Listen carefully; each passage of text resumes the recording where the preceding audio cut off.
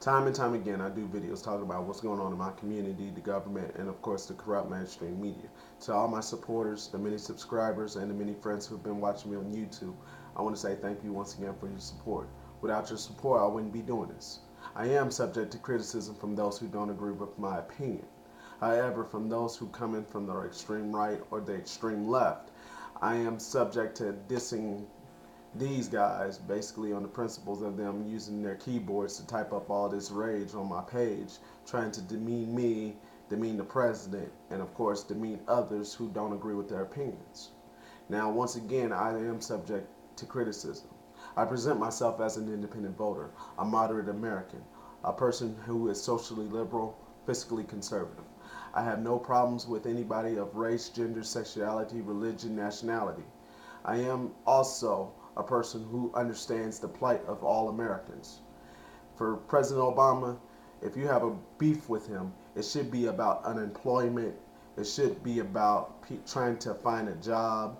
It should be about trying to at least get money in your pocket, start a student loan, a home loan, a business loan. If you can't get any of that under President Obama, then you have a problem with him.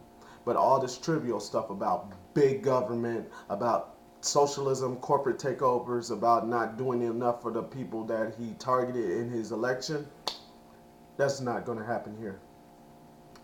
I've done videos talking about what's going on with the conservative movement. I know that the Tea Party movement is a growing influence on the Republican Party.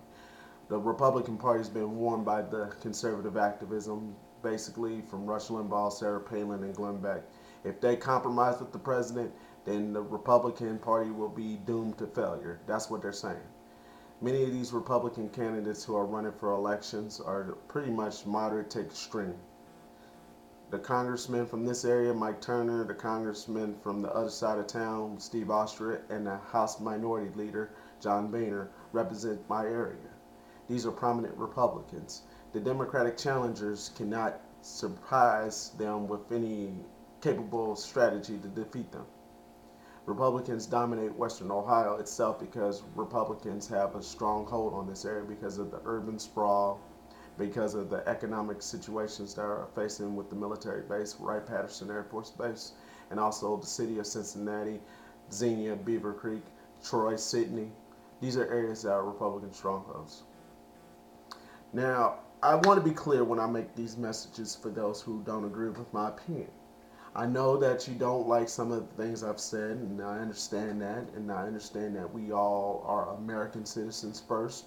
I know that name calling is a part of your history, and I know that if you name call, you're just showing that you're incapable of debating me. You demonize President Obama over stupid things, and that's fine. You're entitled to speak your mind. The government is not trying to silence you. I do have the right to silence you by blocking you and removing your comments or sending you a long, lengthy message trying to denounce your tactics. But the thing here is that when I do my videos, I want to be clear that whenever someone views them, I expect that someone's going to agree with the opinion that I present. I am frustrated with what's going on with the economy. The economy is slowly recovering. It's going to take years for the economy to return back to the way it was.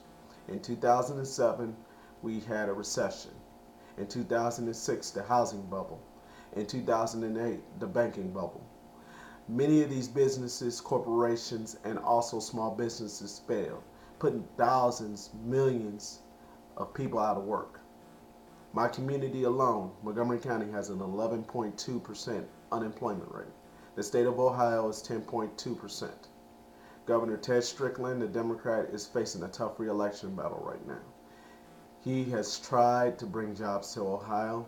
Unfortunately, it's not enough, and the Republicans who are courting the independents and the white male voters, and also those who are dissatisfied with President Obama, which are like the blacks, the Latinos, the Hispanics, the gay, lesbian, bisexual, and transgender, the non-religious, the Muslims, the Jewish voters. The Republicans are trying to see if they can court them or have them sit it out. Now, again, I don't race bait. I don't go around here trying to call everybody a racist. But from some of the comments I've seen, from some of the conservative activism that I've noticed on TV, radio, and also the internet, it seems like the conservatives continue to harbor bigoted views towards someone's race, someone's gender, sexuality, nationality, religious, political, economic standings. Liberals don't harbor that. Liberals do have a tendency to be repetitive in how they present their message. Like they go around pointing at someone and they'll think that they may be a racist. They might not be a racist. They may be too extreme. They might not be too extreme. We got to compromise, basically. As a moderate voter, an independent, I don't really see myself to be a Democrat or a Republican. I don't care what anybody says about my opinions. I know I'm going to continue to do these videos and I'm not ashamed to do them. But the thing here is that as an American, we need to work together to solve these problems. We have an economy that's in shambles. We have 2 wars. We have a home foreclosure crisis. And we also have social issues from illegal immigration to gay rights. These are the most important issues right now for some Americans, and it includes myself. I have no problem with anybody, but if you want to start a problem, hey, we can do that.